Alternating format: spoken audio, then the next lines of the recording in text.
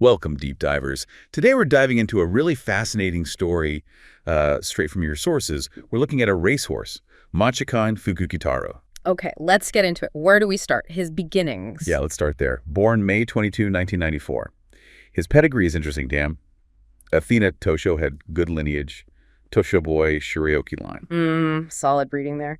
And the sire was Crystal Glitters, known for speed. Right, so potential on both sides. He was bought first by Shinpei Motosu, then Masuo Hosokawa picked him up for, wow, 16.1 million yen. A pretty hefty price tag.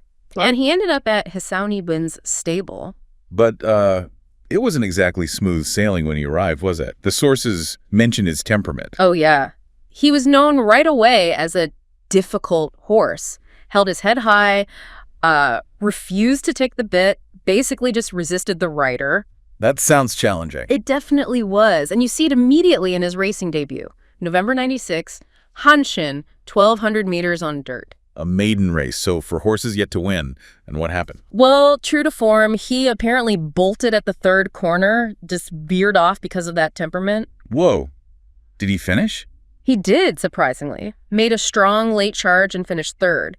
But then his next race, he ran wide again, finished fourth, just kind of all over the place. So the talent was maybe there, but the focus wasn't. Exactly. And then he hit a physical snag, too. Ah, the hoof crack. Yep, that led to a 3-month break. So a really tricky start to his career, you know. Definitely delayed things.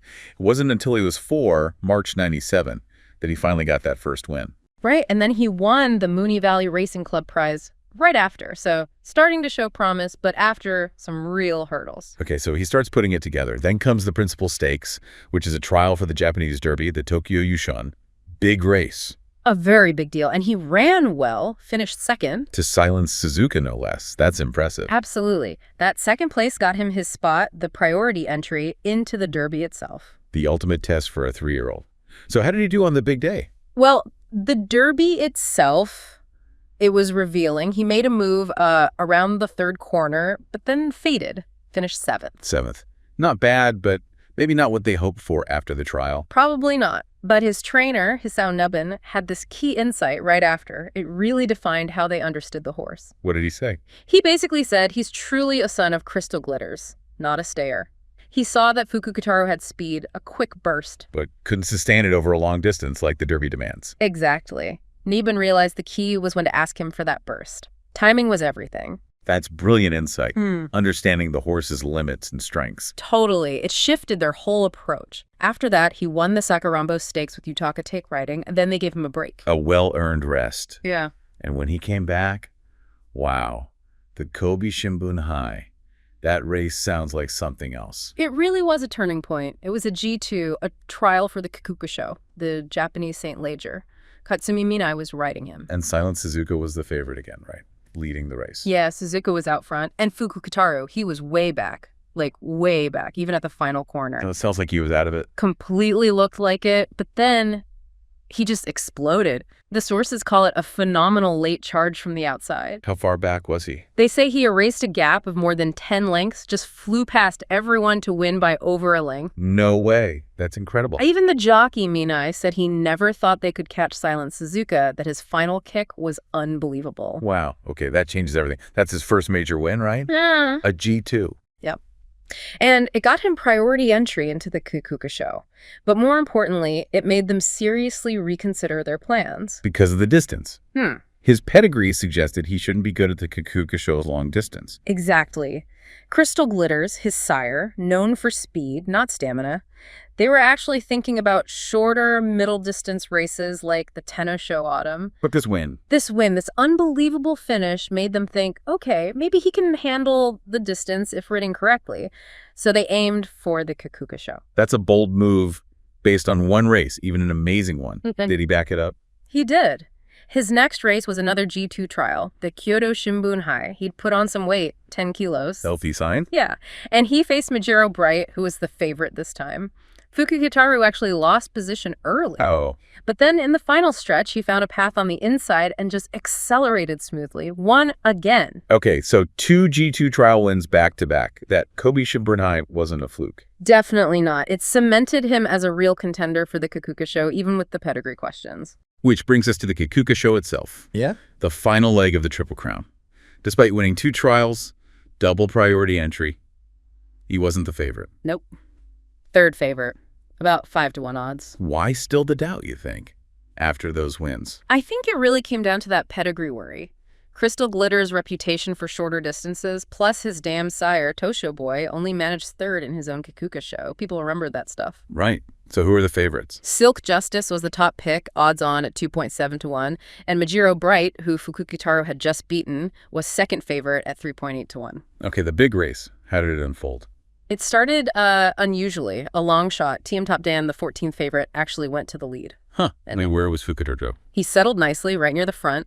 Third initially, then relaxed into about 4th or 5th place, just cruising. And the pace. You mentioned timing was key for him. Crucially, the pace was extremely slow, like really slow. 61.8 seconds for the first 1,000 meters.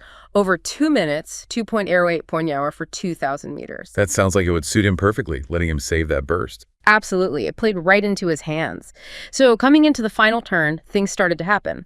Mashiro Bright moved up on the outside. And Fukukitaru? He stayed patient near the rail. Silk Justice, the favorite, was kind of stuck looking for room. Tense moment. Very. As they straightened up for home, Mashiro Bright challenged the leader. But then Fukukitaru saw his chets on the inside. And he took it. He sure did. Pushed through cleanly, broke away from the pack. The sources say he was the only horse to draw clear, won it decisively. Yes. G1 victory. Kikuka Sho champion. What a story. Incredible moment. And huge for his connections.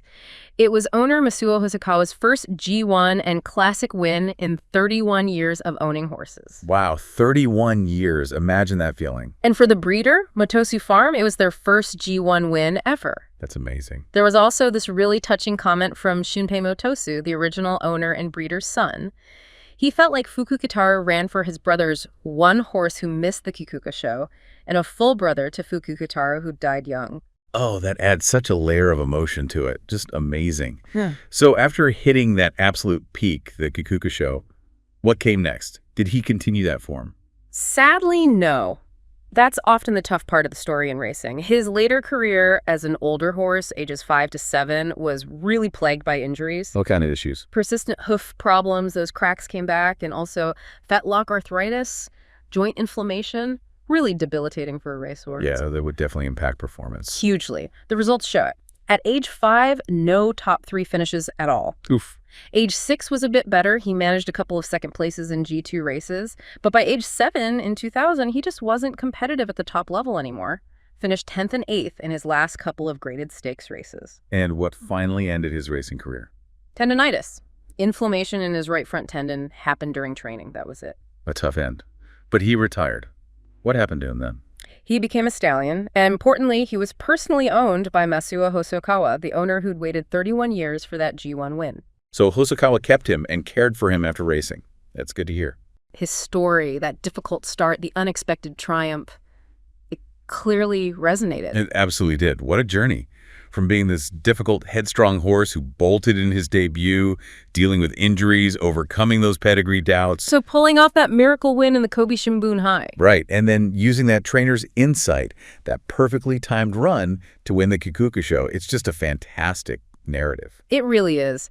This deep dive shows you get these different angles, the breeding, the training challenges, the race strategy, the emotional side for the owners. It highlights how one huge win can define everything, even against the odds. Definitely. It's not just about the win itself, but the whole roller coaster ride to get there. For sure. And it makes you think, doesn't it? Matikanefukukitaru's story is all about overcoming challenges, that unexpected victory, but maybe that very temperament, the thing that caused so much trouble early on. Maybe that was part of the fire he needed for those incredible finishes.